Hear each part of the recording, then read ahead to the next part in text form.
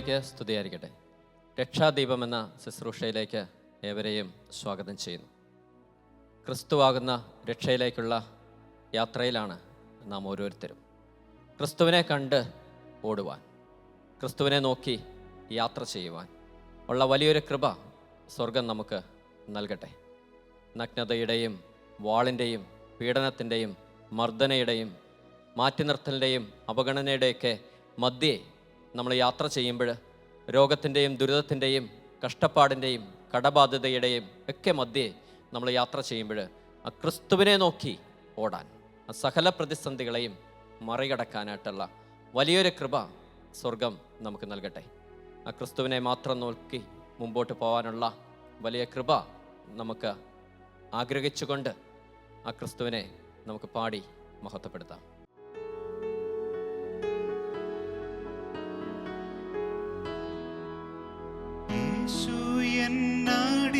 സ്ഥാനം ആശയവനിലെത്രേ,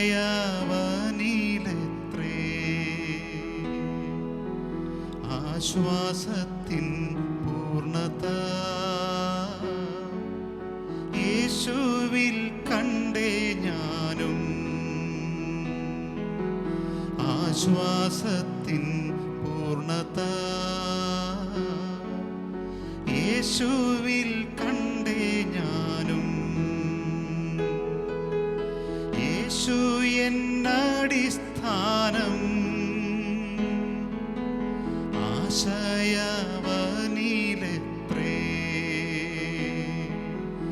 ആശ്വാസത്തിൻ പൂർണ്ണത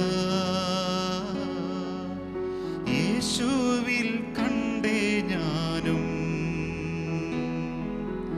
ആശ്വാസത്തിൻ പൂർണ്ണത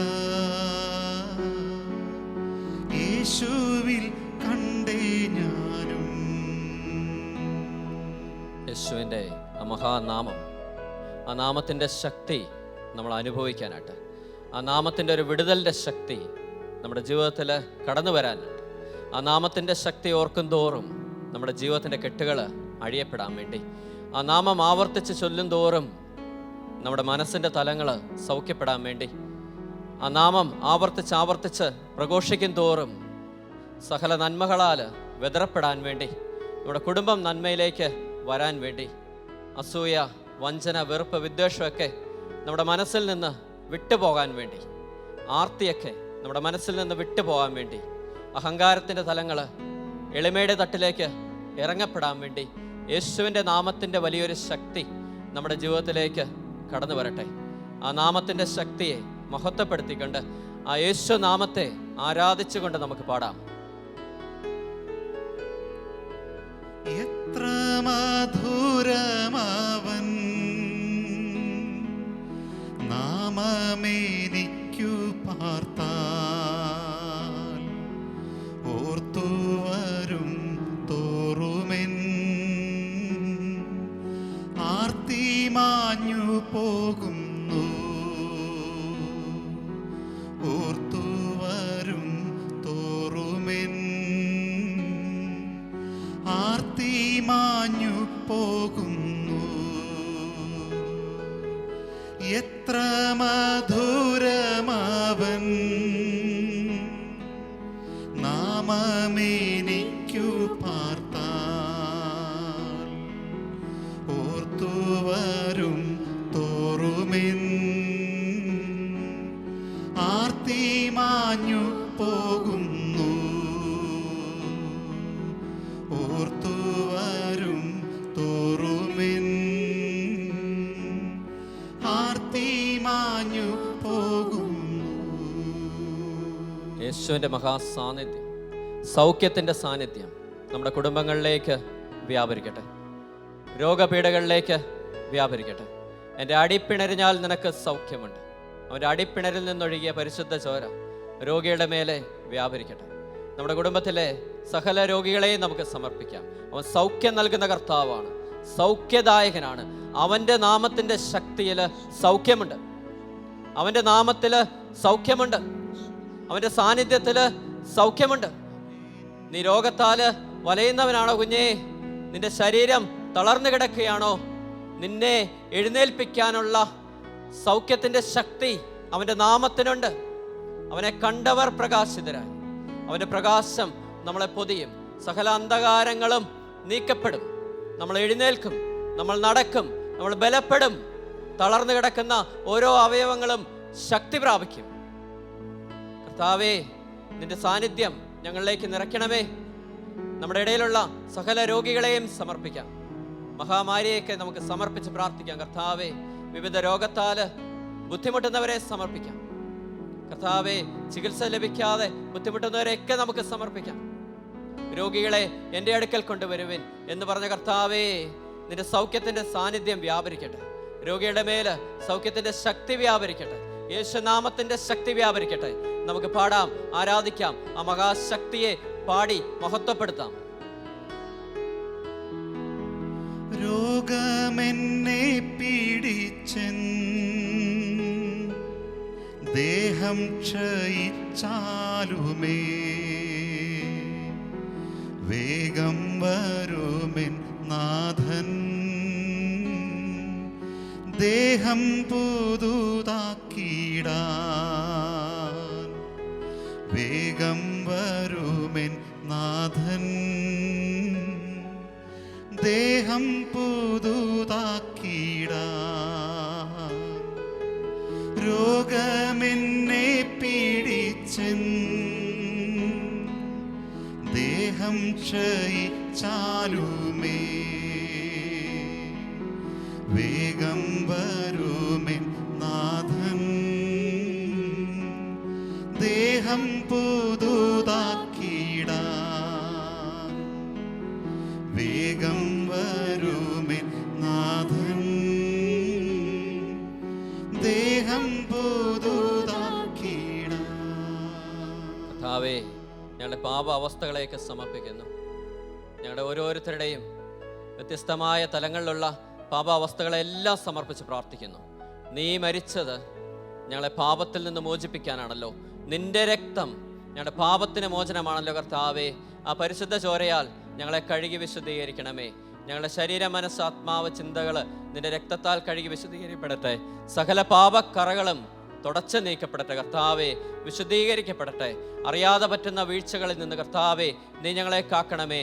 അറിയാതെ പറ്റുന്ന കുറവുകളിൽ നിന്ന് കർത്താവേ, നീ ഞങ്ങളെ മാറ്റണമേ. കർത്താവേ, ഞങ്ങളുടെ കുറവുകളെ നീ നികത്തണമേ. കർത്താവേ, ഞങ്ങളുടെ പാപാവസ്ഥകളെ നീ തുടച്ചു നീക്കണമേ, വിശുദ്ധീകരിക്കണമേ. വിശുദ്ധിയുടെ അങ്കി കൊണ്ട് നീ ഞങ്ങളെ പൊതിയണമേ. കർത്താവേ, നിന്റെ രക്തത്താലുള്ള വിശുദ്ധി അങ്കിയാൽ ഞങ്ങളെ പൊതിയണേ. കർത്താവേ, പാപത്തിൽ നിന്ന് ഞങ്ങളെ മോചിപ്പിക്കണമേ. ലോകത്തിലുള്ള സകല പാപികളെയും സമർപ്പിച്ച് പ്രാർത്ഥിക്കുന്നു. കർത്താവേ, കരുണയായിരിക്കണമേ. നിന്റെ കുരിശുമരണത്തിൻ്റെ യോഗതാല് പാപത്തിൻ്റെ കെട്ടുകൾ അഴിയട്ടെ, ശാപത്തിൻ്റെ ബന്ധനങ്ങൾ നീങ്ങിപ്പോട്ടെ. ഞങ്ങളുടെ ശാപമാണല്ലോ നീ കുരിശിൽ പേറിയത്. നീ ഇനി ശാപത്തിന് അടിമയല്ല, നീ ഇനി പാപത്തിന് അടിമയല്ല. കർത്താവേ, നീ ഞങ്ങൾക്ക് വേണ്ടിയാണല്ലോ മരിച്ചത്. ഞങ്ങളുടെ പാപങ്ങളാണല്ലോ നീ ഏറ്റെടുത്തത്. ഞങ്ങളുടെ ശാപമാണല്ലോ നീ കുരിശിൽ പേറിയത്. ഇനി ഞങ്ങൾ പാപത്തിന് അടിമയല്ല, ശാപത്തിന് അടിമയല്ല. കർത്താവേ, സകല പാപങ്ങളിൽ നിന്ന് നിന്റെ രക്തം ഞങ്ങളെ വിശുദ്ധീകരിക്കുമാറാകട്ടെ. അതിനുള്ള കൃപ സ്വർഗം ഞങ്ങൾക്ക് തരട്ടെ. നമുക്ക് ആ യേശു നമുക്ക് വേണ്ടി ചിന്തിയ ആ രക്തത്തെ ഓർത്ത്, ആ കുരിശിൽ അവൻ മരിച്ച ആ മഹാസ്നേഹത്തെ ഓർത്ത് അവനെ നമുക്ക് വാഴ്ത്താം, പാടാം, മഹത്വപ്പെടുത്താം. പാപത്താൽ എന്നിൽ വന്ന ശാപക്കറകൾ മാറ്റി ശോഭിത നീതി വസ്ത്രം ആഭരണമായി നൽകും. ശോഭിത നീതി വസ്ത്രം ആഭരണമായി നൽകും. പാപത്താൽ എന്നിൽ വന്ന ശാപക്കറകൾ മാറ്റി ശോഭിത നീതി വസ്ത്രം ആഭരണമായി നൽകും. ശോഭിത നീതി വസ്ത്രം ആഭരണമായി നൽകും. യേശുവേ, നന്ദി, ആരാധന. Hallelujah, hallelujah.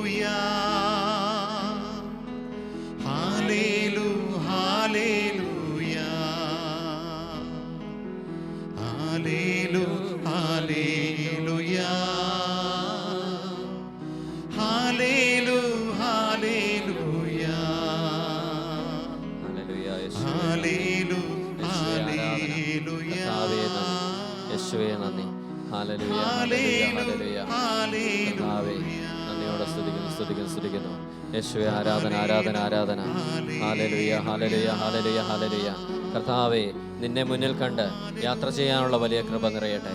രോഗത്തിൻ്റെ നടുവിൽ, പാപത്തിൻ്റെ നടുവിൽ, തകർച്ചയുടെ നടുവിൽ, കടബാധ്യതയുടെ നടുവിൽ കർത്താവെ നിന്നെ മുന്നിൽ കണ്ട് ഓടാനായിട്ട്, പ്രതിസന്ധികളെ മറികടക്കാനായിട്ടുള്ള വലിയ കൃപ നിറയട്ടെ. കർത്താവെ, നിന്നെ മാത്രം കണ്ട് ഓടാനായിട്ട്, നഗ്നതയുടെ നടുവിൽ, പീഡനത്തിൻ്റെ നടുവിൽ, അവഗണനയുടെ നടുവിൽ, മാറ്റി നിർത്തലിൻ്റെ നടുവിൽ, അപമാനത്തിൻ്റെ നടുവിൽ, ഒറ്റപ്പെടലിൻ്റെ നടുവിൽ കർത്താവെ നിന്നെ മാത്രം കണ്ട് പോവാനായിട്ട്, നിന്നെ മാത്രം കണ്ട് ഓടാനായിട്ടുള്ള വലിയൊരു കൃപ നിറയട്ടെ. കർത്താവെ, കുടുംബങ്ങളിലേക്ക് നിന്റെ സാന്നിധ്യം വ്യാപരിക്കട്ടെ. കർത്താവെ, നിന്നെ മുൻനിർത്തി ഓടാനായിട്ടുള്ള വലിയ കൃപ നിറയട്ടെ, ആത്മധൈര്യം നിറയട്ടെ, സകല ഭയങ്ങളും വിട്ടുമാറിപ്പോട്ടെ. കർത്താവെ, രോഗത്തിന്റെ കെട്ടുകൾ അഴിയട്ടെ, ശാപത്തിന്റെ കെട്ടുകൾ മാറട്ടെ. കർത്താവെ, സൗഖ്യം നിറയട്ടെ. കർത്താവെ, നിന്റെ സാന്നിധ്യം വ്യാപരിക്കട്ടെ. കർത്താവെ, നിന്റെ സാന്നിധ്യം വ്യാപരിക്കട്ടെ.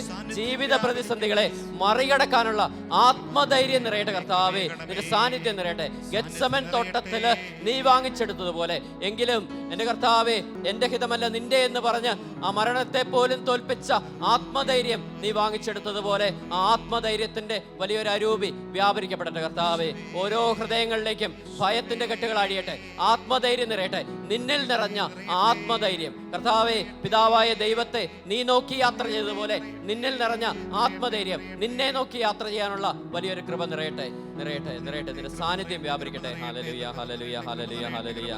യേശുവേ, ആരാധന, ആരാധന, ആരാധന, ആരാധന, ആരാധന. കർത്താവേ, നന്ദിയോടെ സ്തുതിക്കുന്നു. ആരാധിക്കുന്ന ദൈവമേ, തമ്പുരാനെ നന്ദി പറയുന്നു. നിന്റെ നാമത്തെ മഹത്വപ്പെടുത്തുന്ന കർത്താവേ. ഹല്ലേലൂയ, ഹല്ലേലൂയ, ഹല്ലേലൂയ, ഹല്ലേലൂയ. കൃപ വേണമപ്പ, കൃപ വേണമപ്പ മക്കൾക്ക്, കൃപ വേണമപ്പ, കൃപ വേണമപ്പ, കൃപ വേണമപ്പ മക്കൾക്ക്. യേശുവേ നന്ദി, യേശുവേ ആരാധന. നമുക്ക് വചന ശുശ്രൂഷയിലേക്ക് കടക്കാം. മത്തായിയുടെ സുവിശേഷം 14-ാം അധ്യായം അതിൻ്റെ 28 മുതലുള്ള വചനങ്ങൾ ശ്രദ്ധിക്കുവാണെങ്കിൽ അവിടെ ഇങ്ങനെ പറയുന്നുണ്ട്. പത്രോസ് അവനോട് പറഞ്ഞു, കർത്താവേ, അങ്ങാണെങ്കിൽ ഞാൻ ജലത്തിന് മീതെ കൂടെ അങ്ങയുടെ അടുത്തേക്ക് വരാൻ കൽപ്പിക്കുക. വരൂ, അവൻ പറഞ്ഞു. പത്രോസ് വഞ്ചിയിൽ നിന്നിറങ്ങി വെള്ളത്തിന് മുകളിലൂടെ യേശുവിൻ്റെ അടുത്തേക്ക് നടന്നു ചെന്നു. എന്നാൽ കാറ്റ് ആഞ്ഞടിക്കുന്നത് കണ്ട് അവൻ ഭയപ്പെട്ടു. ജലത്തിൽ മുങ്ങിത്താഴാൻ തുടങ്ങിയപ്പോൾ അവൻ നിലവിളിച്ച് പറഞ്ഞു, കർത്താവേ, രക്ഷിക്കണമേ. ഉടനെ യേശു കൈനീട്ടി അവനെ പിടിച്ചുകൊണ്ട് പറഞ്ഞു, അല്പവിശ്വാസി, നീ സംശയിച്ചതെന്തിന്? അവൻ വഞ്ചിയിൽ കയറിയപ്പോൾ കാറ്റ് ശമിച്ചു. വഞ്ചിയിലുണ്ടായിരുന്നവർ അവനെ ആരാധിച്ചുകൊണ്ട്, സത്യമായും നീ ദൈവപുത്രനാണ് എന്ന് പറഞ്ഞു. പത്രോസ് കർത്താവിനോട് ഒരു ആഗ്രഹം പറയാണ്. കർത്താവേ, എനിക്കും വെള്ളത്തിന് മീതെ നടക്കണം. യേശു നടക്കുന്നത് കണ്ടിട്ട് പത്രോസിനൊരു ആഗ്രഹം. അപ്പോൾ ആദ്യത്തെ മാർപ്പാപ്പയാകാൻ നിയോഗം ലഭിച്ച ഒരു വ്യക്തി അങ്ങനെ ഒരു ആഗ്രഹം പറഞ്ഞാൽ കർത്താവിന് അത് സാധിച്ചു കൊടുക്കാതിരിക്കാൻ പറ്റുമോ? അപ്പോൾ പത്രോസ് എന്താ ചെയ്തതെന്ന് വെച്ച് കഴിഞ്ഞാൽ, പത്രോസിനോട് കർത്താവ് പറയുക, നീ ധൈര്യമായിട്ട് ഇങ്ങ് പോരടാന്ന് പറഞ്ഞു. അപ്പോൾ പത്രോസ് ചെയ്ത കാര്യം, നേരെ കർത്താവിൻ്റെ കണ്ണിലേക്ക് നോക്കി. എവിടേക്കാണ് നോക്കിയത്? കർത്താവിൻ്റെ കണ്ണിലേക്ക് നോക്കി. എന്നിട്ട് നോട്ടം എടുക്കുന്നില്ല. എന്നിട്ട് ഈ വെള്ളത്തിന് മീതെ കൂടെ ഒറ്റ വരവാണ്. വന്ന് പകുതി ദൂരം പിന്നിട്ടു. പകുതി ദൂരം പിന്നിട്ട് കഴിഞ്ഞപ്പോൾ പത്രോസ് ചെയ്തൊരു കാര്യം, ഈ നോട്ടം വലിച്ചു. ക്രിസ്തുവിൻ്റെ കണ്ണിലേക്ക് നോക്കി യാത്ര ചെയ്തുകൊണ്ടിരുന്ന പത്രോസിൻ്റെ നോട്ടം പാളി. പത്രോസ് പതുക്കെ ചുറ്റുപാടും നോക്കാൻ തുടങ്ങി. കാറ്റ് ആഞ്ഞ് വീശാൻ തുടങ്ങി. വെള്ളം ഇളകാൻ തുടങ്ങി. പത്രോസ് തിരിച്ചറിയുകയാണ്, ഞാൻ നടക്കുന്നത് വെള്ളത്തിന് മീതെ കൂടിയാണ്. വലിയൊരു പ്രതിസന്ധി പത്രോസ് തിരിച്ചറിയുന്നു. വെള്ളത്തിന് ഉള്ളിലേക്ക് പത്രോസ് മുങ്ങിച്ചാകാൻ പോകുന്നു.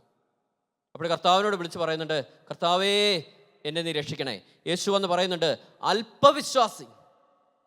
ശാസിക്കുക പത്രോസിനെ. അല്പവിശ്വാസി, നീ സംശയിച്ചതെന്തിന്? നീ എന്തിനാ ഈ നോട്ടം മാറ്റിയത്? നീ എന്തിനാ നോട്ടം മാറ്റിയത്?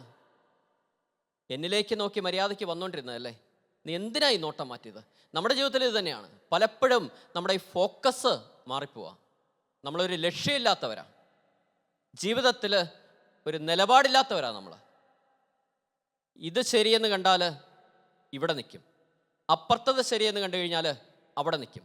പ്രത്യേകിച്ച് ഇന്നത്തെ കാലത്ത് ഒരു വലിയൊരു പ്രശ്നം എന്താണെന്ന് വെച്ച് കഴിഞ്ഞാൽ, നമ്മുടെ സഭയിലായിക്കൊള്ളട്ടെ, സമൂഹത്തിലായിക്കൊള്ളട്ടെ, നമ്മുടെ ഭവനത്തിലായിക്കൊള്ളട്ടെ, ഇന്ന് എന്തെങ്കിലും ഒരു ആനുകാലിക പ്രശ്നം സംഭവിച്ചെന്നിരിക്കട്ടെ, പ്രശ്നം നടന്നിരിക്കട്ടെ, നമ്മൾ മുഴുവൻ ആ പ്രശ്നത്തിൻ്റെ പുറകിലാണ്. നമ്മുടെ നോട്ടം, നമ്മുടെ ചിന്ത, നമ്മുടെ സംസാരം, നമ്മുടെ പ്രവൃത്തികളെല്ലാം ആ പ്രശ്നത്തെ ചുറ്റിപ്പറ്റിയാണ്. അതൊരു 4-5 ദിവസം നിൽക്കും. നമ്മുടെ സോഷ്യൽ മീഡിയാസ് എടുത്താൽ ഇങ്ങനെ തന്നെയാണ്. അത് കഴിയുമ്പോഴത്തേക്ക് അടുത്ത പ്രശ്നം വന്നു. അപ്പോൾ ആദ്യത്തെ പ്രശ്നം വിട്ടിട്ട് രണ്ടാമത്തെ പ്രശ്നത്തിൻ്റെ പിന്നാലെ ഓടുക. അതിനുശേഷം കുറച്ച് ദിവസങ്ങൾ ഇതുപോലെ തന്നെ നമ്മുടെ നോട്ടം, സംസാരം, ചിന്ത എല്ലാം ആ പ്രശ്നത്തെ ചുറ്റിപ്പറ്റിയാണ്. അത് കഴിയുമ്പോൾ 1ഉം 2ഉം കഴിഞ്ഞിട്ട് മൂന്നാമത്തത് വന്നു, മൂന്നാമത്തിൻ്റെ പുറകെ പോവുക. കുറച്ച് നാൾ കഴിഞ്ഞിട്ട് 4ാമത്തിൻ്റെ പുറകെ പോവുക. ഒരു പ്രശ്നത്തിൻ്റെ പുറകെ പോകുന്നു, അടുത്ത പ്രശ്നത്തിൻ്റെ പുറകെ പോകുന്നു, അടുത്ത പ്രശ്നത്തിൻ്റെ പുറകെ പോകുന്നു, അടുത്ത പ്രശ്നത്തിൻ്റെ പുറകെ പോകുന്നു. ഇതൊരു 6 ആയിട്ട് ഇങ്ങനെ പോയിക്കൊണ്ടിരിക്കുക. യഥാർത്ഥത്തിൽ എന്താ നമ്മുടെ പ്രശ്നം? യഥാർത്ഥ പ്രശ്നം എന്താണ്? അത് കണ്ടുപിടിക്കപ്പെടുന്നില്ല, അതിലേക്ക് എത്തുന്നില്ല. അതാണ് യഥാർത്ഥ പ്രശ്നം. നമ്മൾ ഫേസ് ചെയ്യുന്ന യഥാർത്ഥ പ്രശ്നം അതാണ്. നമ്മുടെ യഥാർത്ഥ പ്രോബ്ലം, റിയൽ ഇഷ്യൂസിലേക്ക് നമ്മൾ എത്തുന്നില്ല. ഇങ്ങനെ ഈ വെള്ളത്തിന് മീതെ വലവിരിക്കുന്ന പോലെയാണ്. കർത്താവ് പറയുന്നുണ്ട് പത്രോസിനോട്, ആഴത്തിലേക്ക് ഇറക്കി വലവീശാൻ. നീ വെള്ളത്തിൻ്റെ മീതെ തപ്പിക്കൊണ്ടിരുന്നാൽ എൻ്റെ കുഞ്ഞെ നിനക്ക് കിട്ടില്ല. അത് നീ ആഴത്തിലേക്ക് ഇറക്ക്. നിന്റെ ജീവിതത്തിൻ്റെ ആഴങ്ങളിലേക്ക് നീ ഒന്ന് ഇറങ്ങി നോക്ക്. നിന്റെ ചിന്തയുടെ ആഴങ്ങളിലേക്ക് നീ ഒന്ന് ഇറങ്ങി നോക്ക്. നിന്റെ നോട്ടത്തിൻ്റെ ആഴങ്ങളിലേക്ക് നീ ഒന്ന് ഇറങ്ങി നോക്ക്. നിന്റെ സംസാരത്തിൻ്റെ ആഴങ്ങളിലേക്ക് നീ ഒന്ന് ഇറങ്ങി നോക്ക്. നിനക്ക് ലഭിക്കും ലഭിക്കേണ്ടത്. നിന്റെ പ്രശ്നം എവിടെയാ തുടങ്ങേണ്ടത്, അത് നിനക്ക് ലഭിക്കും, വെളിവാക്കി കിട്ടും. ഈ ആഴത്തിലേക്ക് ഇറക്കി വല വീശാനായിട്ട് നമ്മൾ തയ്യാറാവണം. ഈ അടുത്ത നാളുകളിൽ ഒരു സർവേ റിപ്പോർട്ട് പുറത്തു വന്നു. ഒരു എഡ്യൂക്കേഷൻ സെക്ടറിൽ നടന്നൊരു സർവേ ആണ്. അപ്പം ആ സർവേ റിപ്പോർട്ട് ഇതാണ്. ഒരു 8-10 വർഷമായിട്ട് കോളേജുകളിൽ നിന്നൊക്കെ പാസ് ഔട്ടായ സ്റ്റുഡൻസിനെ എടുത്ത് പഠിച്ചു. അവരെങ്ങനെയാണ് പഠിച്ചിരുന്നത്, എന്തൊക്കെയാണ് അവർ അറിഞ്ഞിരിക്കുന്നത്, അവരെങ്ങനെയാണ് ഒരു കമ്പനിയിൽ വർക്ക് ചെയ്യുന്നത്, അവരുടെ സ്കിൽ സെറ്റ് എങ്ങനെയാണ്, അവരെങ്ങനെയാണ് അവരുടെ കരിയറിൽ ഗ്രോ ചെയ്യുന്നത്, ഇതിനെക്കുറിച്ചൊക്കെ നടത്തിയ ഒരു സർവേ ആണ്. ഈ സർവേ റിസൾട്ട് അനുസരിച്ച് ഇങ്ങനെയാണ് വന്നത്. അതിൽ 94% ഗ്രാജുവേറ്റ്സും കൺഫ്യൂസ്ഡ് ഗ്രാജുവേറ്റ്സാണ്. അവർക്ക് അറിയത്തില്ല അവരെന്താ പഠിച്ചത്, എന്തിനാ പഠിച്ചത്, എങ്ങോട്ടാ പോകേണ്ടത്, എന്താ ചെയ്യേണ്ടത്. They are totally confused. 94% അങ്ങനെയാണ്. അവർക്ക് നല്ല ജോലിയൊന്നും കിട്ടത്തില്ല. ഈ ക്ലറിക്കൽ ജോബ്സൊക്കെ കിട്ടത്തുള്ളൂ. ആ ക്ലറിക്കൽ ജോബ്സൊക്കെ കമ്പ്യൂട്ടർ, റോബോട്ടും വന്ന് റീപ്ലേസ് ചെയ്യും. അവരാവശ്യമില്ല. അപ്പോൾ അവരുടെ ഭാവി ഒരു സേഫ് അല്ല. കാരണം അവർക്ക് വേറെ ജോലി ചെയ്യാനുള്ള കഴിവൊന്നും ഇല്ല. കാരണം അവർക്ക് അറിയത്തില്ല എന്താ പഠിച്ചതെന്ന്, എന്തിനാ പഠിച്ചതെന്ന് അറിയത്തില്ല. ഇനി അതിനകത്ത് ഒരു 3.5%, ഒരു 1000-ൽ ഒരു 35 പേരുടെ അടുത്ത് മാത്രം അണ്ടർസ്റ്റാൻഡിങ് ഗ്രാജുവേറ്റ്സ് ആണ്. എന്താ പഠിച്ചതെന്ന് അവർ മനസ്സിലാക്കി വെച്ചിട്ടുണ്ട്. But they don't have any practical knowledge. എന്ന് വെച്ച് കഴിഞ്ഞാൽ ഒരു വണ്ടി ഓടിക്കാനൊക്കെ നന്നായിട്ട് അറിയാം. സിമ്പിളായിട്ട് പറയുകയാണെങ്കിൽ, വണ്ടിയുടെ വീല് പഞ്ചറായി കഴിഞ്ഞാൽ സ്റ്റെപ്പിനെ എടുത്ത് ഇടാൻ അറിയത്തില്ല. സ്റ്റെപ്പിനെ എടുത്ത് ഇടണം എന്ന് ഇവർ മനസ്സിലാക്കി വെച്ചിട്ടുണ്ട്. പക്ഷേ ഇത് ഇടാനുള്ള ഒരു സ്കില്ലില്ല, പ്രാക്ടിക്കൽ സ്കില്ലില്ല. ഇതിനകത്ത് അവർക്ക് പെട്ടെന്നൊരു ജോലി കിട്ടും, പക്ഷേ മുമ്പോട്ട് പോകാൻ പറ്റത്തില്ല. കാരണം അവർക്ക് പ്രാക്ടിക്കലി ചെയ്യാനുള്ള സ്കില്ലില്ല. അതുകൊണ്ട് അവരുടെ ജോലി ക്വിറ്റ് ഔട്ട് ആവും. ഇനി ഒരു 1.5%, ഒരു 15 പേര് 1000-ൽ, ഇവർക്ക് മാത്രമേ പ്രാക്ടിക്കൽ സ്കില്ലുള്ളൂ, കാര്യങ്ങൾ ചെയ്യാനുള്ള കഴിവുള്ളൂ. അവർ മാത്രമേ ഒരു കമ്പനി ഇരുന്ന് വളരത്തുള്ളൂ. ഇനി ഇതിനകത്ത് ഒരു 0.8%, ലിറ്റിൽ വൺ എന്ന് വെച്ചാൽ 1000-ൽ 8 പേര് മാത്രമേ ഉള്ളൂ ഇന്നോവേറ്റീവ് ഗ്രാജുവേറ്റ്സ് എന്ന് പറയും. കാരണം ഒരു പുതിയൊരു മാറ്റം കൊണ്ടുവരാൻ അവർക്കേ പറ്റത്തുള്ളൂ. ഒരു പുതിയതായിട്ടൊരു കാര്യം ചെയ്യാനായിട്ട് അവർക്കേ എബിലിറ്റി ഉള്ളൂ. ഇതേ മോഡല് സഭയിലേക്ക് അപ്ലൈ ചെയ്തപ്പോഴും റിസൾട്ട് സെയിമാണ്. 94% ബിലീവേഴ്സ് ആർ കൺഫ്യൂസ്ഡ്. അവരുടെ കുടുംബത്തിൻ്റെ നിയോഗം എന്താണ്, എന്താണ് ചെയ്യേണ്ടത്, ദേ ആർ ടോട്ടലി ബ്ലാങ്ക്. എന്താണ് പ്രാർത്ഥിക്കേണ്ടത്, എങ്ങനെയാ പ്രാർത്ഥിക്കേണ്ടത്, എവിടാ പ്രാർത്ഥിക്കേണ്ടത് അറിയില്ല. വ്യക്തിപരമായ നിലപാടില്ല. കയ്യാലപ്പുറത്തെ തേങ്ങ പോലെയാണ്. അങ്ങോട്ടും ചായും ഇങ്ങോട്ടും ചായും. ഇതാണ് ശരിയെന്ന് പറഞ്ഞു കഴിഞ്ഞാൽ എല്ലാവരും അങ്ങോട്ടോടും. അപ്പുറത്താണ് ശരി എന്ന് പറഞ്ഞു കഴിഞ്ഞാൽ എല്ലാവരും അങ്ങോട്ട് പോകും. ക്രിസ്ത്യാനികൾക്ക് വ്യക്തമായ നിലപാടുണ്ടാവണം. അവരാണ് ക്രിസ്ത്യാനികൾ. ക്രിസ്തുവിനെ ഉള്ളിക്കൊണ്ട് നടക്കുന്നവർക്ക് വ്യക്തിപരമായ വ്യക്തമായ നിലപാടുകളുണ്ട്. ഉറച്ച നിലപാടിന് പറയുന്ന പേരാണ് ക്രിസ്തു എന്ന് പറയുന്നത്. ജീവിതത്തിൽ എടുക്കുന്ന ഉറച്ച തീരുമാനങ്ങൾ, ഉറച്ച നിലപാടിന് പറയുന്ന പേരാ ക്രിസ്തു. അതില്ലാത്തവരെ എന്തിനാ ക്രിസ്ത്യാനികൾ എന്ന് വിളിക്കുന്നത്? എന്നെയും ഉൾപ്പെടുത്തിയാ ഞാൻ പറയുന്നത്. പലതിനും എനിക്ക് പോലും ഉറച്ച നിലപാടുകളില്ല. എന്നിട്ട് ക്രിസ്ത്യാനിയാന്ന് പറഞ്ഞാൽ ഞാനും നടക്കുന്നത്. എവിടേക്കോ മാറ്റം വരണം നമുക്ക്. ഉദാഹരണത്തിന് ഇപ്പം ഞാൻ ചോദിക്കുകയാണ്, എന്താണ് കുമ്പസാരം എന്ന് ചോദിച്ചു കഴിഞ്ഞാൽ ഈ 100% ആൾക്കാർക്ക് ഉത്തരവുണ്ട്. This is the confession. ആർക്ക് വേണേലും പറയാം. ഞാൻ അടുത്തൊരു ലെവലിൽ ചോദിക്കുവാണ്, എനിക്കിതൊന്ന് വിശദീകരിച്ച് തരാൻ പറ്റുമോ? Could you please explain what is confession എന്ന് ചോദിച്ചു കഴിഞ്ഞാൽ ലെവല് മാറി, സംഭവം മാറി. ഒരു കാര്യം നമുക്ക് വിശദീകരിച്ച് കൊടുക്കാൻ പറ്റണമെങ്കിൽ അതിനെക്കുറിച്ച് നന്നായിട്ട് ഞാൻ മനസ്സിലാക്കേണ്ടിയിരിക്കുന്നു. ഞാൻ നന്നായിട്ട് അതിനെക്കുറിച്ച് പഠിക്കേണ്ടിയിരിക്കുന്നു. ഇതെന്താണ്, ഇതെങ്ങനെയാണ് വന്നിരിക്കുന്നത്, എന്താണ് ഇതിൻ്റെ അഡ്വാൻറ്റേജ്, എങ്ങനെയാണ് ഇത് ചെയ്യേണ്ടത്, എങ്ങനെയൊക്കെയാണ് ഒരുങ്ങേണ്ടത്, ഇതിനെക്കുറിച്ചെല്ലാം ഞാൻ മനസ്സിലാക്കിയിരിക്കേണ്ടിയിരിക്കുന്നു. അടുത്ത ലെവലിലേക്ക് നമ്മൾ കയറുവാണ്. ഈ 94 നിന്ന് 3.5 കയറുവാണ്. ഒന്ന് അനലൈസ് ചെയ്ത് നോക്കിയേ. നമ്മുടെ ഇടവകയിൽ, നമ്മുടെ ചുറ്റുപാട് 1000 കുടുംബത്തിൽ എത്ര എണ്ണം ഉണ്ട് ഇതുപോലെ മനസ്സിലാക്കിയിരിക്കുന്നവർ? ഇനി എൻ്റെ വീട്ടിൽ തന്നെ എത്ര പേരുണ്ട് ഇത് മനസ്സിലാക്കിയിരിക്കുന്നവർ? ഇനി പറയുന്ന ഞാനും കേൾക്കുന്ന നിങ്ങളും എത്ര പേര് ഇത് മനസ്സിലാക്കിയിട്ടുണ്ട്? ഇത് മനസ്സിലാക്കിക്കൊണ്ട് ഇതിനെക്കുറിച്ച് വ്യക്തമായി പഠിച്ച് ബോധ്യപ്പെട്ട് പ്രാക്ടിക്കലി ചെയ്യുന്നവർ എത്ര പേരുണ്ട്? പിന്നെയും മാറുവാണേ. ആ 1.5 പോലും കാണുമോയെന്ന് അറിയത്തില്ല. 1000 15 കുടുംബം പോലും കാണുമോയെന്ന് അറിയത്തില്ല. 1000 15 വ്യക്തികൾ പോലും കാണുമോയെന്ന് അറിയില്ല. ഇനി ഇതിനെ തന്നെ ഒന്ന് അനലൈസ് ചെയ്യുന്നവർ എത്ര പേരുണ്ട്? ഇതിനെ ഒരു അനാലിസിസ് ചെയ്യുന്നവർ എത്ര പേരുണ്ട്? മാറ്റം വരുത്തുന്നവർ എത്ര പേരുണ്ട്? സഭയിലൊരു മാറ്റം കൊണ്ടുവരാൻ പറ്റുന്ന എത്ര പേരുണ്ട്? 15 നൂറ്റാണ്ടിന് ശേഷം ഒരു ഫ്രാൻസിസ് അസീസി വന്നു മാറ്റം വരുത്താൻ. ഒരു ഫ്രാൻസിസ് അസീസി. എത്ര പേരുണ്ട്? ഇന്ന് സഭയിൽ മാറ്റം വരുത്താൻ എത്ര പേരുണ്ട്? വിശ്വാസത്തിൽ മാറ്റം വരുത്താൻ എത്ര പേരുണ്ട്? ഒരു യുവതലമുറയെ വാർത്തെടുക്കാൻ എത്ര പേരുണ്ട്? അതിനാദ്യം ഞാൻ മാറണ്ടേ? എനിക്കൊരു മാറ്റം വന്നെങ്കിലല്ലേ എനിക്കൊരു മാറ്റം കൊണ്ടുവരാൻ പറ്റത്തുള്ളൂ. അല്ലേ? നമ്മളൊക്കെ ഭയങ്കരമായിട്ട് അല്ലേ സംസാരിക്കുന്നുണ്ട്. മാറ്റം വരണം, അത് ചെയ്യണം, ഇത് ചെയ്യണം. എനിക്കാദ്യം മാറ്റം വരണം. എനിക്കുള്ളതേ കൊടുക്കാൻ പറ്റത്തുള്ളൂ. ഇല്ലാത്ത സാധനം ഞാൻ എവിടുന്ന് എടുത്ത് കൊടുക്കാനാ? ഇല്ലാത്ത ഒരു കൃപ എങ്ങനെ ഞാൻ പകർന്നു കൊടുക്കാനാ? ഇല്ലാത്ത ഒരു സ്നേഹം ഞാൻ എങ്ങനെ സ്നേഹിക്കാനാ? ഇല്ലാത്ത ഒരു പുണ്യം ഞാൻ എങ്ങനെ പ്രവർത്തിക്കാനാ? ഉണ്ടാകാത്തൊരു മാറ്റം ഞാൻ എങ്ങനെ മാറ്റം വരുത്താനാ? ഞാനൊക്കെ കുമ്പസാരിക്കാൻ പോകുമ്പോൾ ശ്രദ്ധിക്കുന്ന ഒരു കാര്യമുണ്ട്. എന്താണ് പറയാൻ പോകുന്നത് വ്യക്തമായ ധാരണ എനിക്കുണ്ട്. ചുമ്മാ അത് വിധിച്ചെന്ന് പറയാനല്ല ഞാൻ അങ്ങോട്ട് പോണത്.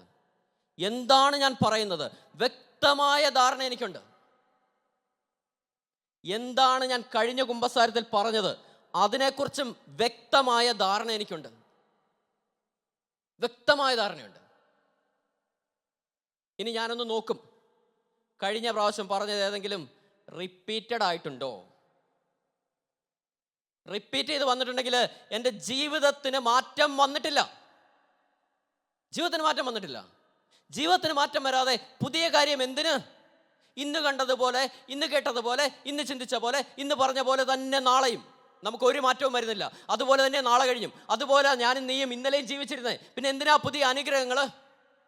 ദൈവം ഓരോ പ്രഭാതത്തിൽ ഒരുക്കി വെച്ചിരിക്കുന്ന സ്നേഹം അനുഭവിക്കാൻ ഞാനും നീയും യോഗ്യനാണോ? അല്ല. നമുക്ക് മാറ്റം വരണം. നമ്മുടെ ചിന്തയിൽ മാറണം. നമ്മുടെ നോട്ടം മാറണം. ഓരോ ദിവസവും മാറണം. നമ്മുടെ സ്നേഹം, നമ്മൾ കാണിക്കുന്ന ഉത്തരവാദിത്വം മാറണം. നമ്മുടെ കേൾവി മാറ്റം വരണം. നമ്മുടെ സംസാരം മാറ്റം വരണം. നമ്മുടെ പ്രവർത്തനങ്ങൾ മാറ്റം വരണം, നമ്മുടെ ഉത്തരവാദിത്തങ്ങൾ മാറ്റം വരണം, ശുശ്രൂഷ മാറ്റം വരണം. മറ്റൊരു അനാലിസിസ് റിപ്പോർട്ട് പുറത്തു വരുന്നത്, ഒരു 100% ആൾക്കാരിൽ 98% കംഫോർട്ട് സോണിലാണ്. ഒരു കംഫോർട്ട് സോണിലാണ്. അത് ബ്രേക്ക് ചെയ്യാനായിട്ട് ആരും തയ്യാറാവുന്നില്ല. അതിനകത്ത് സേഫാ, വലിയ പ്രശ്നമൊന്നും ഇല്ലെന്നേ, ഇങ്ങനെയൊക്കെ അങ്ങ് പോയാൽ മതി എന്നുള്ളൊരു ചിന്തയാണ്. ഒരേ ഭക്ഷണം തന്നെ കഴിച്ച് ജോലിക്കൊക്കെ പോകുന്നവർ ബസ്സിൽ കയറിയാൽ ഒരേ സീറ്റിൽ തന്നെ ഇരിക്കത്തുള്ളൂ. ഓഫീസിൽ വന്ന ഒരേ രീതി, ഇന്നൊരേ രീതി, നാളെ ഒരേ രീതി. പള്ളിയിൽ ചെന്നാൽ ഒരേ കസേര, കുമ്പസാരത്തിന് ഒരേ പാവങ്ങൾ, പ്രാർത്ഥന ഒരേ പ്രാർത്ഥന, എല്ലാ ദിവസവും വചനം വായിക്കുന്നത് ഒരേ വചനം. അവിടുന്ന് ഒരു മാറ്റം വരുന്നില്ല. ഒരേ ആഹാരം,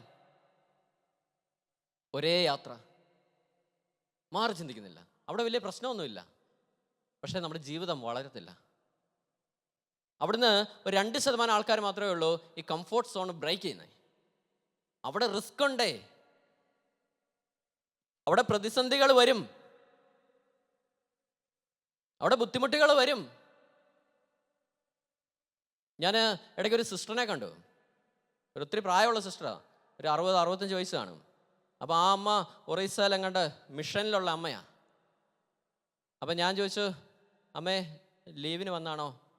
ഒരു മരണം ഉണ്ടായിരുന്നു, അതുകൊണ്ട് വന്നതാ മോനെ, തിരിച്ചു പോകണം. ഞാനപ്പം ഒരു ക്യൂരിയോസിറ്റി കൊണ്ട് ചോദിച്ചു, അവിടെ എങ്ങനെയാ? അപ്പോൾ അമ്മ പറഞ്ഞത്, റെയിൽവേ സ്റ്റേഷനിൽ ഇറങ്ങിയിട്ട് 4 മണിക്കൂർ നടക്കണം ആ ഗ്രാമത്തിലെത്തണമെങ്കിൽ. അപ്പോൾ മിക്കവാറും രാത്രിയൊക്കെ ആയിരിക്കും അവിടെ ചെന്ന് ഇറങ്ങുന്നത്. അപ്പോൾ ഞാൻ ചോദിക്കും, എങ്ങനെ പോകും? എങ്ങനെ പോകാനാ? ഒരു മറ്റേ നോക്കിയയുടെ പഴയ സെറ്റുണ്ട്, അതിൻ്റെ ഒരു ടോർച്ചും പിടിച്ച് ഒരു ജപമാലയും ചൊല്ലിക്കൊണ്ട് കാടും മുള്ളും എല്ലാം കയറിപ്പോകും. They are breaking the comfort zone. അവർ ബ്രേക്ക് ഔട്ട് ചെയ്തത്. ആ കംഫോർട്ട് സോണിൽ നിന്ന് അവർ പുറത്തു കടന്നു. അവിടെ റിസ്ക് ഉണ്ട്, പാമ്പുകളുടെയും തേളുകളുടെയൊക്കെ ശക്തിയുടെയൊക്കെ മീതെ ചവിട്ടി നടന്ന അവർ പോകുന്നത്. ഒന്നും നിന്നെ ഉപദ്രവിക്കത്തില്ല. ആ പ്രതിസന്ധിയെ മറികടക്കാനുള്ള കൃപ നിനക്ക് ദൈവം തരും. പോണം, നമ്മൾ കേൾക്കേണ്ടവരെ ഇരുന്ന് കേൾക്കണം. നമുക്ക് കേൾക്കാൻ അറിയത്തില്ലല്ലോ, നമുക്ക് പറയാനല്ലേ അറിയത്തുള്ളൂ. ഞാൻ പറയുന്നത് നിങ്ങൾ കേട്ടോണം. അങ്ങനെ ഒരു ആറ്റിറ്റ്യൂഡാണല്ലോ എനിക്ക് നിങ്ങൾക്കുള്ളത്. നമ്മളിരുന്ന് കേൾക്കണം. അത് അറിഞ്ഞുകൊണ്ട് തന്നെ ദൈവം വാ മൂടിയേക്കുന്നത്. ഇപ്പോൾ ഒരു മാസ്ക് ഒക്കെ ഇട്ട് വാ മൂടിയിട്ടുണ്ട്. കുറച്ച് നാൾ നീ പറയണ്ടെന്നാണ് ദൈവം ചിന്തിക്കണത്. പക്ഷേ നീ കേക്ക്, മറ്റുള്ളവരെ കേക്ക്, ജീവിത പങ്കാളിയെ, മക്കളെ, മാതാപിതാക്കളെയൊക്കെ നീ ഒന്ന് കേൾക്കണം. നമ്മൾ മാറ്റം വരണം, നമ്മുടെ ചിന്തയ്ക്ക് മാറണം, ഫോക്കസ് മാറണം. എന്നിട്ട് ഒരേ തരത്തിൽ ഇങ്ങനെ റിപ്പീറ്റ് ചെയ്യുകയാണെങ്കിൽ നമ്മുടെ ജീവിതത്തിന് മാറ്റം വന്നിട്ടില്ല. അങ്ങനെ റിപ്പീറ്റ് ചെയ്ത് വരുന്ന പാപങ്ങൾ എന്തെങ്കിലും ഉണ്ടെങ്കിൽ ഞാനിങ്ങനെ ചിന്തിക്കും, ഇത് മാറ്റാനായിട്ട് എന്താ ചെയ്യേണ്ടത്? അടുത്ത പ്രാവശ്യം ഇത് പറയാതിരിക്കണം. ഉറച്ചൊരു തീരുമാനം എടുക്കണം, പറയാതിരിക്കണം. എന്ന് വെച്ചാൽ ഹൈഡ് ചെയ്യുകയല്ല വേണ്ടത്. പറയാതിരിക്കണമെങ്കിൽ ഒരു പോസിറ്റീവ് ആക്ഷൻ ഇട്ട് അവിടെ ഫുൾഫിൽ ചെയ്യണം.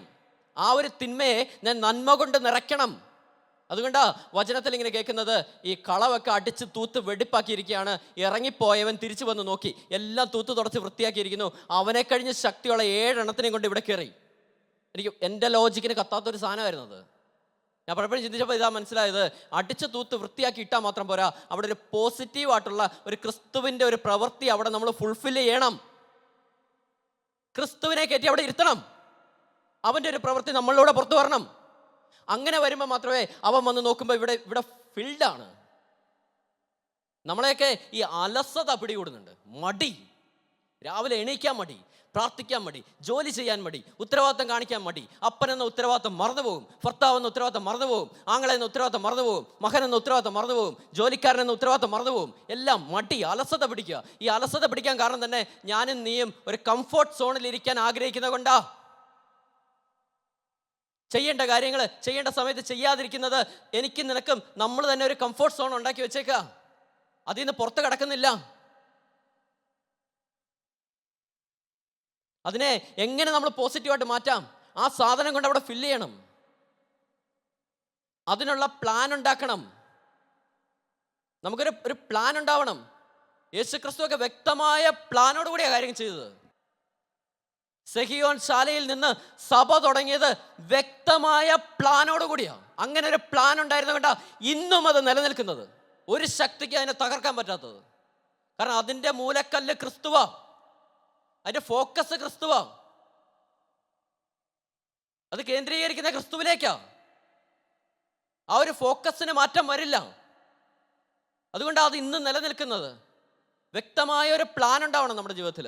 പ്ലാൻ ഉണ്ടാക്കണം. ഇതിനെ മറികടക്കാൻ എന്താ ചെയ്യേണ്ടത്? നമ്മൾ ഇരുന്ന് പഠിക്കണം. നമ്മുടെ ജീവിതത്തിൽ നമ്മൾ വേറൊരു പ്ലാൻ ഉണ്ടാക്കി മാറ്റണം. എന്നിട്ട് അതിനുള്ള കുറേ സ്ട്രാറ്റജീസ് നമ്മൾ ബിൽഡ് ചെയ്തെടുക്കണം.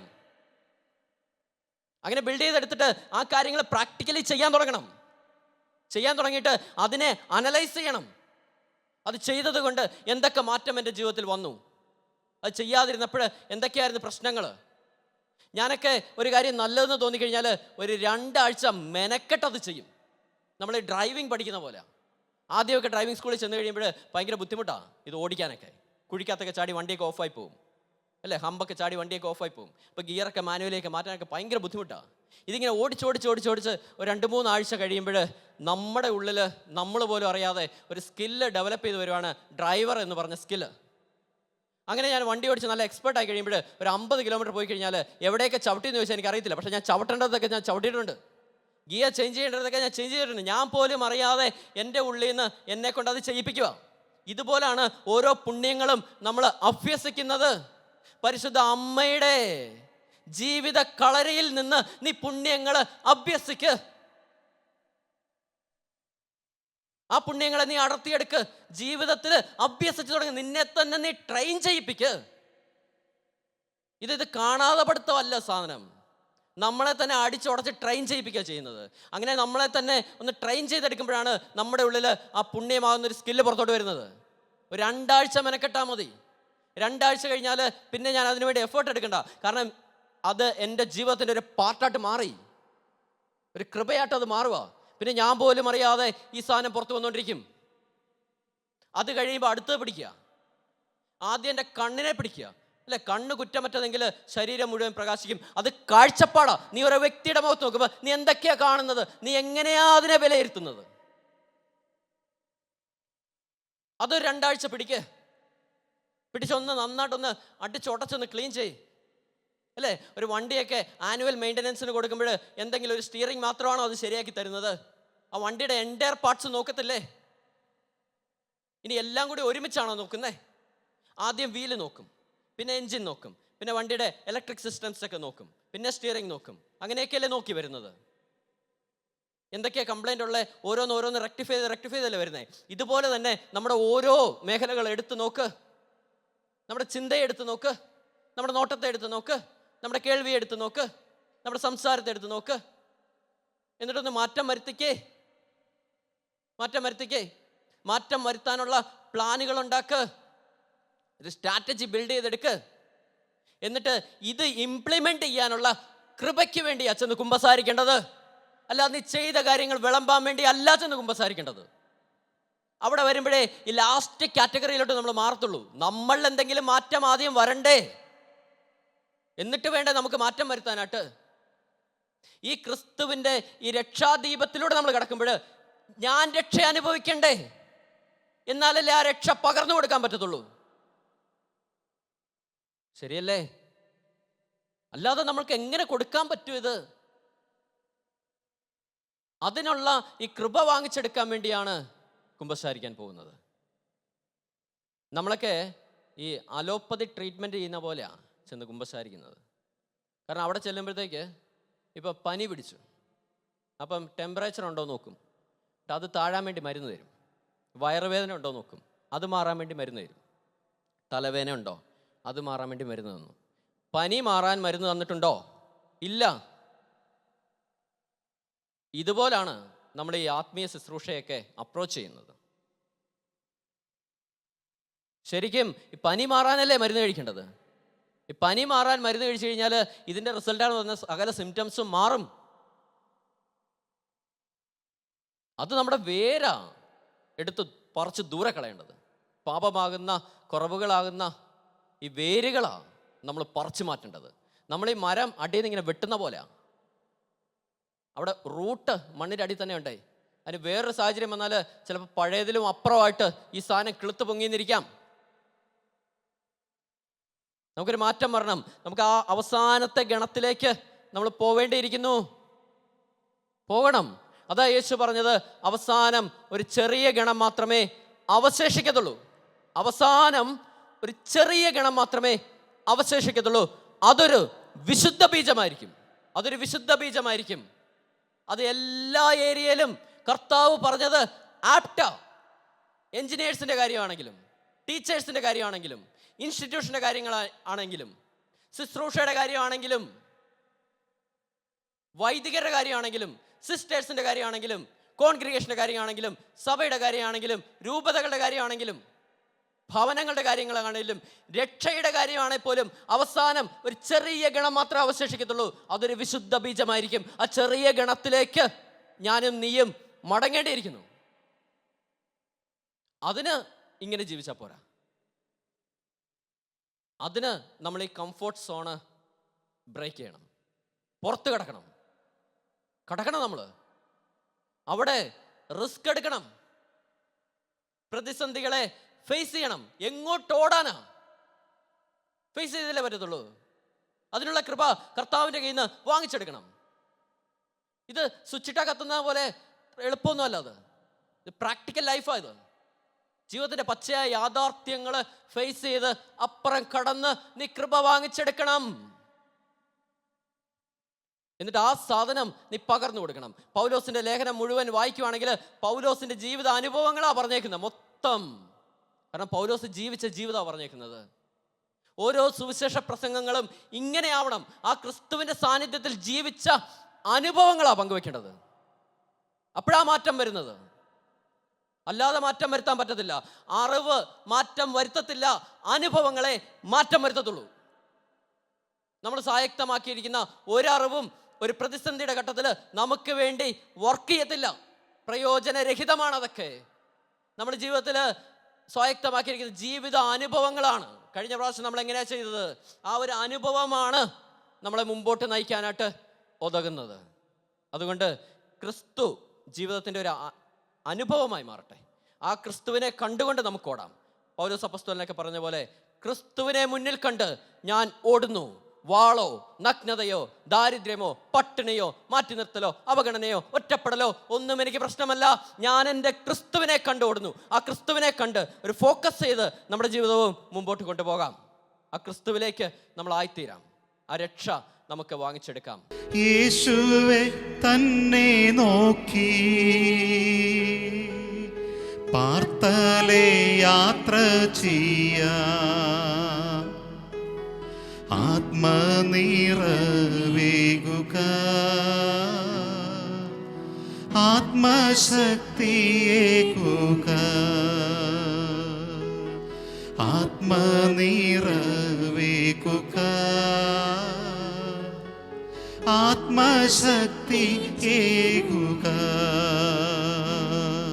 കർത്താവേ, നിന്റെ കണ്ണിലൂടെ നോക്കാനായിട്ട്, നിന്റെ കണ്ണിലൂടെ നോക്കിക്കാണാനായിട്ട്, നീ കരുണയോടുകൂടി നോക്കിയതുപോലെ കർത്താവേ, ഞങ്ങളും കരുണയോടുകൂടി നോക്കാൻ വേണ്ടി, നിന്റെ കാഴ്ചപ്പാട് പോലെ ഞങ്ങളുടെ കാഴ്ചപ്പാടിനെയും വിശുദ്ധീകരിക്കപ്പെടാൻ വേണ്ടി കർത്താവേ, നിന്റെ കാഴ്ച, എന്നെ കണ്ടവർ പ്രകാശിതരായി, എന്നെ കാണുന്നവർ പ്രകാശിതരായി, അവനെ കണ്ടവർ പ്രകാശിതരായി. കർത്താവേ, അതിൻ്റെ കാഴ്ചപ്പാടിലായിരുന്നല്ലോ ദൈവമേ.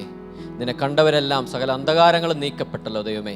ഞങ്ങളുടെ കാഴ്ചപ്പാടും വിശുദ്ധീകരിക്കപ്പെടാൻ വേണ്ടി, ഞങ്ങളുടെ കാഴ്ചയിലുള്ള സകല മാലിന്യങ്ങളും നീങ്ങപ്പെടാൻ വേണ്ടി കർത്താവേ, വലിയൊരു ഉൾക്കാഴ്ച ഞങ്ങൾക്ക് നൽകണമേ. നിന്നെ കാണാൻ, നിന്റെ സത്ത തിരിച്ചറിയാൻ, നിന്നെ നന്നായിട്ട് മനസ്സിലാക്കാനായിട്ട്, ഇന്നതാണ് എൻ്റെ കർത്താവേ എൻ്റെ ജീവിതത്തിലെ ഹിതമെന്ന് ഞാൻ തിരിച്ചറിയാനായിട്ടുള്ള വലിയൊരു ഉൾക്കാഴ്ച. നീ പറഞ്ഞല്ലോ, കാണേണ്ടവർ അവർ കാണുന്നില്ല. കർത്താവേ, അത് കാണാനുള്ള വലിയൊരു ഉൾക്കാഴ്ച നീ തരണേ ദൈവമേ. നീ നയിക്കണമേ കർത്താവേ. ഞങ്ങളുടെ കാഴ്ചപ്പാടുകളെ വിശുദ്ധീകരിച്ച് ഞങ്ങളെ നയിക്കണമേ കർത്താവേ. യേശുവിൻ കണ്ണിലൂടെ സർവ്വതും കണ്ടിടുവാൻ ഉൾക്കണ്ണിൽ കാഴ്ച തരൂ. അന്ധത നീക്കിടുക, ഉൾക്കണ്ണിൽ കാഴ്ച തരൂ. അന്ധത നീക്കിടുക. യേശുവിൻ കണ്ണിലൂടെ സർവ്വതും കണ്ടിടുവാൻ ഉൾക്കണ്ണിൽ കാഴ്ച തരൂ. അന്ധത നീക്കിടുക. ഉൾക്കണ്ണിൽ കാഴ്ച തരൂ. അന്ധത നീക്കിടുക. കർത്താവേ, നീ പൂർണ്ണമായി എന്നെ നിൻ്റേതാക്കി മാറ്റണമേ. കർത്താവേ, നമ്മുടെ നോട്ടം വിശുദ്ധീകരിക്കപ്പെടട്ടെ, ക്രിസ്തുവിൻ്റെ നോട്ടമായി രൂപാന്തരപ്പെടട്ടെ. നമ്മുടെ കേൾവി വിശുദ്ധീകരിക്കപ്പെടട്ടെ, ക്രിസ്തുവിൻ്റെ കേൾവിയായി രൂപാന്തരപ്പെടട്ടെ. നമ്മുടെ ചിന്തകൾ വിശുദ്ധീകരിക്കപ്പെടട്ടെ, ക്രിസ്തുവിൻ്റെ ചിന്തയായി രൂപാന്തരപ്പെടട്ടെ. നമ്മുടെ അതരനാവ് വിശുദ്ധീകരിക്കപ്പെടട്ടെ, ക്രിസ്തുവിൻ്റെ അതരനാവായി രൂപാന്തരപ്പെടട്ടെ. നമ്മുടെ മനസ്സ് വിശുദ്ധീകരിക്കപ്പെടട്ടെ, ക്രിസ്തുവിൻ്റെ മനസ്സായി മാറട്ടെ. നമ്മുടെ ഹൃദയം രൂപാന്തരപ്പെടട്ടെ, നമ്മുടെ ചിന്തകൾ രൂപാന്തരപ്പെടട്ടെ, ക്രിസ്തുവിൻ്റെ ഹൃദയമായി മാറട്ടെ, ക്രിസ്തുവിൻ്റെ ചിന്തയായി മാറട്ടെ. നമ്മുടെ സ്നേഹം രൂപാന്തരപ്പെടട്ടെ, ക്രിസ്തുവിൻ്റെ സ്നേഹമായി മാറട്ടെ. നമ്മുടെ കരുണ രൂപാന്തരപ്പെടട്ടെ, ക്രിസ്തുവിൻ്റെ കരുണയായി മാറട്ടെ. നമ്മുടെ പ്രവർത്തനങ്ങൾ രൂപാന്തരപ്പെടട്ടെ, ഈ കരങ്ങൾ രൂപാന്തരപ്പെടട്ടെ, ക്രിസ്തുവിൻ്റെ കരങ്ങളായി മാറട്ടെ. നമ്മുടെ പാദങ്ങൾ രൂപാന്തരപ്പെടട്ടെ, ക്രിസ്തുവിൻ്റെ പാദങ്ങളായി മാറട്ടെ. നമ്മുടെ ശരീരം രൂപാന്തരപ്പെടട്ടെ, ക്രിസ്തുവിൻ്റെ ശരീരമായി മാറട്ടെ. ഇനി ഞാനല്ല, എന്നിൽ മറ്റൊരു ക്രിസ്തു ജീവിക്കുന്നു. ആ പൂർണ്ണമായി ഒരു ക്രിസ്തുവായി രൂപാന്തരപ്പെടാനുള്ള വലിയൊരു കൃപ നമ്മളിൽ നിറയട്ടെ. കർത്താവേ, നീ ഞങ്ങളെ മാറ്റണമേ, മറ്റൊരു ക്രിസ്തുവായി മാറ്റണമേ. പരിശുദ്ധാത്മാവേ, നീ സഹായിക്കണമേ. മറ്റൊരു ക്രിസ്തുവായി മാറാനുള്ള വലിയൊരു പുണ്യത്തിലേക്ക്, വലിയൊരു ഒരു കളരിയിലേക്ക് കർത്താവേ, നീ ഞങ്ങളെ നയിക്കണമേ. ജീവിത യാഥാർത്ഥ്യത്തിൽ മറ്റൊരു ക്രിസ്തുവായി മാറി ജീവിക്കാനുള്ള വലിയൊരു പുണ്യം നിറയട്ടെ. കർത്താവേ, നീ പൂർണ്ണമായി ഞങ്ങളെ നീയാക്കി മാറ്റണമേ. നാഥാ, നീ മാറ്റേണമേ,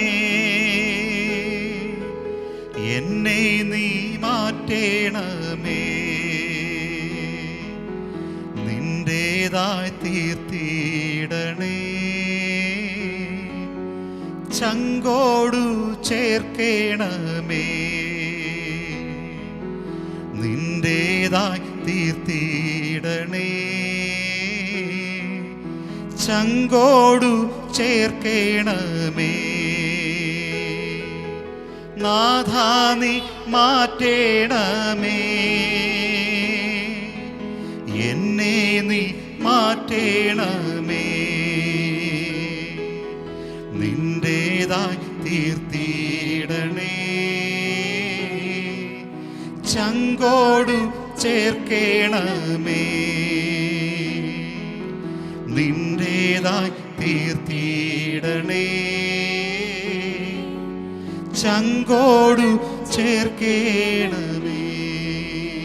കർത്താവേ, ലോകത്തിൻ്റെ വഴിക്ക് നീങ്ങാതെ ഓരോ കാര്യങ്ങൾ ചെയ്യുമ്പോൾ നിന്റെ ഹിതമെന്തെന്ന് മനസ്സിലാക്കി നീ നിന്റെ അപ്പനോട് ചോദിച്ചിരുന്നല്ലോ രാത്രിയുടെ യാമങ്ങളിൽ, പിതാവേ, നാളെ ഞാൻ എന്താ ചെയ്യേണ്ടത്? അതുപോലെ തന്നെ നിന്നോട് ചോദിച്ച ഓരോ കാര്യങ്ങൾ ചെയ്യാനായിട്ടുള്ള വലിയൊരു കൃപയ്ക്ക് വേണ്ടി പ്രാർത്ഥിക്കുന്ന കർത്താവേ, ഓരോ കാര്യങ്ങൾ നിന്റെ ഹിതമനുസരിച്ച് ചെയ്യുവാൻ, നിന്റേതായി തീർന്നിടാനായിട്ട് കർത്താവേ, വലിയൊരു കൃപ യാചിക്കുന്ന ദൈവമേ, നീ ആഗ്രഹിക്കുന്ന മാത്രം ചെയ്യാനായിട്ട്.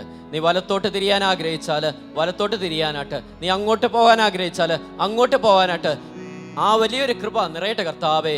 നമ്മുടെ ചിന്തയിൽ, നമ്മുടെ സംസാരത്തിൽ, നമ്മുടെ നോട്ടത്തിൽ, നമ്മുടെ കേൾവിയിൽ മറ്റൊരു ക്രിസ്തുവിൻ്റെ സാന്നിധ്യത്തിൽ നമ്മൾ ചെയ്യപ്പെടാൻ വേണ്ടി, ക്രിസ്തു ആഗ്രഹിക്കുന്ന കാര്യങ്ങൾ മാത്രം ചെയ്യപ്പെടാൻ വേണ്ടി, കുശവൻ്റെ കയ്യിലെ കളിമണ്ണ് പോലെയല്ലേ ഞാൻ, അവൻ ഇഷ്ടമുള്ളതുപോലെ രൂപപ്പെടുത്താൻ വേണ്ടി, എന്നെ തന്നെ ഇട്ടുകൊടുക്കാൻ വേണ്ടി, കൊച്ചു ത്രേസ്യ പറഞ്ഞതുപോലെ നിന്റെ കയ്യിലെ കളിപ്പന്തല്ലേ ഞാൻ, നിനക്ക് ഇഷ്ടമുള്ളത് ചെയ്തു കൊള്ളുക. നമ്മളെ തന്നെ വിട്ടുകൊടുക്കാൻ വേണ്ടി, അവന് ഇഷ്ടമുള്ളത് ചെയ്യാൻ വേണ്ടി. മദർ തെരേസ പറഞ്ഞതുപോലെ നിന്റെ കയ്യിലെ ഒരു പെൻസിലല്ലേ ഞാൻ, നിനക്ക് ഇഷ്ടമുള്ളത് ചെയ്തു കൊള്ളുക. നിനക്ക് ഷാർപ്പൺ ചെയ്യണോ, അടിച്ചുടയ്ക്കണോ, എന്ത് വേണം നീ ചെയ്തു കൊള്ളുക. എൻ്റെ കർത്താവേ, ഞാൻ എന്നെ തന്നെ സമർപ്പിക്കുന്നു. ഈ ലോകത്തിൻ്റെ വഴിക്ക് പോകാതെ, ലോകത്തിൻ്റെ ചിന്തയിൽ അറ്റുപോകാതെ, ലോകത്തിൻ്റെ ചിന്തയിൽ പെട്ടുപോകാതെ, ലോകത്തിന് വേണ്ടി ജീവിക്കാതെ നിനക്ക് വേണ്ടി ജീവിക്കാനായിട്ട് നിന്റെ രാജ്യത്തിലേക്ക് പ്രവേശിക്കാൻ വേണ്ടി, ആ വിജയ കിരീടം നേടാൻ വേണ്ടി കർത്താവേ എന്നെയും സകലരെയും നീ ശക്തിപ്പെടുത്തണമേ ദൈവമേ. അതിനുവേണ്ടി ഞാൻ എന്നെ തന്നെ സമർപ്പിക്കുന്നു കർത്താവേ. ലോകത്തിൻ്റെ ചിന്തകളെല്ലാം വിട്ട് നിന്റെ ചിന്തയ്ക്ക് നീങ്ങാനായിട്ട്, നിന്റെ വഴിയെ നടന്ന് നിന്റെ വാതിലിലൂടെ കടന്ന് ആ നിത്യത അവകാശമാക്കിയെടുക്കാൻ, ആ വിജയ കിരീടം ചൂടാനായിട്ട് ഞങ്ങൾ ഓരോരുത്തരെ നീ അനുഗ്രഹിക്കണമേ. സ്വർഗം തുറക്കപ്പെടട്ടെ. അതിനുള്ള കൃപ പിതാവായ ദൈവം തൻ്റെ പുത്രൻ്റെ കുരിശുമരണത്തിൻ്റെ യോഗ്യതയാൽ നമ്മുടെ കുടുംബങ്ങളിലേക്ക് വർഷിക്കുമാറാവട്ടെ. സ്വർഗം തുറക്കപ്പെടട്ടെ കർത്താവേ.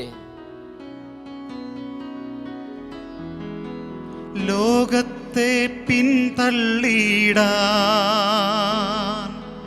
തൻ കുരിശേന്തിടുവാൻ നിൻഗണത്തിൽ ചേർക്കുക, ജീവകിരീടം തരൂ. നിൻഗണത്തിൽ ചേർക്കുക, ജീവകിരീടം നൽകാം. ലോകത്തെ പിന്തള്ളിടാൻ തൻ കുരിശേന്തിടുവാൻ നിൻഗണത്തിൽ ചേർക്കുക, ജീവകിരീടം നൽകാം. നിൻഗണത്തിൽ ചേർക്കുക, ജീവകിരീടം നൽകാം. ഹാലേലു ഹാലേലൂയാ, ഹാലേലു ഹാലേലൂയാ, ഹാലേലു ഹാലേലൂയാ, ഹാലേലു ഹാലേലൂയാ, ഹാലേലു ഹാലേലൂയാ, ഹാലേലു ഹാലേലൂയാ. കർത്താവേ, നീയാണെൻ്റെ രക്ഷാദുർഗവും അഭയശിലയും കോട്ടയം. നിന്നെ ആശ്രയിക്കുന്നവർ അചഞ്ചലമായി എന്നേക്കും നിലകൊള്ളുന്ന സിയോൻ പർവ്വതം പോലെയല്ലേ. പർവ്വതങ്ങൾ ജെറുസലേമിനെ ചൂഴ്ന്നു നിൽക്കുന്നത് പോലെ കർത്താവ് ഇന്നും എന്നേക്കും തൻ്റെ ജനത്തെ വലയം ചെയ്യുന്നു. നീതിമാന്മാർക്ക് നിശ്ചയിച്ചിരിക്കുന്ന ദേശത്ത് ദുഷ്ടരുടെ ചെങ്കോൽ ഉയരുകയില്ല. നീതിമാന്മാർക്ക് നിശ്ചയിച്ചിരിക്കുന്ന ദേശത്ത് ദുഷ്ടരുടെ ചെങ്കോൽ ഉയരുകയില്ല. കർത്താവേ, നീ ഞങ്ങളുടെ വ്യക്തിപരമായ ജീവിതത്തിൽ, ഞങ്ങളുടെ ഭവനത്തിൽ, ഞങ്ങളുടെ കൂട്ടായ്മയിൽ, ഞങ്ങളുടെ സ്ഥാപനത്തിൽ രാജാവായി വാഴണമേ. കർത്താവേ, നീയാണ് സകലത്തിൻ്റെയും ഉടയവൻ. നീയാണ് രാജാതിരാജൻ, രാജാക്കന്മാരുടെ രാജാവ് നീയാണ്. ആ രാജാവിനെ കണ്ട് ഓടാനുള്ള വലിയൊരു കൃപ നീ ഞങ്ങൾക്ക് നൽകണമേ. സന്തോഷത്തിൻ്റെയും ആനന്ദത്തിൻ്റെയും വലിയൊരു ഹൃദയാഹ്ലാദത്തിൻ്റെയും വലിയൊരു സന്തോഷത്തിൻ്റെ ആ ഒരു ക്രിസ്മസ് ഏവർക്കും ആശംസിക്കുന്നു. ആമേൻ.